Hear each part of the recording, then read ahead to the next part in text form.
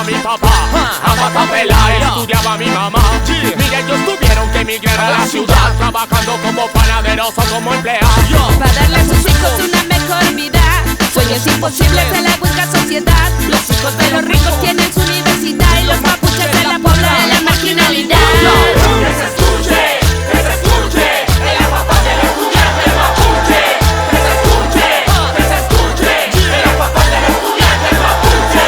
Puñaleta quedará escrito, Universidad Mapuche es nuestro grito. Puñaleta quedará escrito, Universidad Mapuche es nuestro grito. Dicen que no tienen para pagar la educación, cóbrele la empresa clima de nuestra nación. Que no hay espacio para nuestra cosmovisión, Quítele la empresa clima de nuestra nación.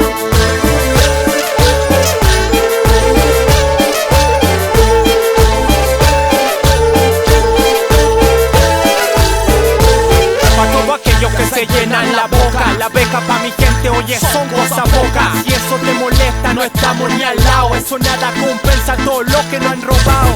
Con nuestra puebla exigimos educación gratuita en la universidad y también la escuelita, donde enseñan nuestra chacha y nuestra ñañita. Respeto a nuestro pueblo y que mi gente repita. que se escuche, en la papá del estudiante mapuche. Que se escuche, que se escuche, en la papá del estudiante mapuche. Puñaleta quedará escrito, Universidad Mapuche es nuestro grito. Puñaleta quedará escrito, Universidad Mapuche es nuestro grito. Que se escuche, en la papá del estudiante mapuche.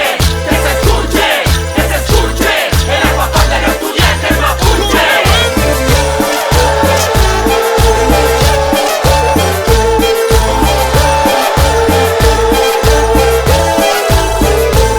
En nuestra Mapu no queremos celulosis forestales, para salir de la pobreza mapuche profesionales. Con conciencia y compromiso, Peña y la mina es leales. Los que siguen trabajando por su pueblo son reales. En todo el territorio exigimos más hogares para que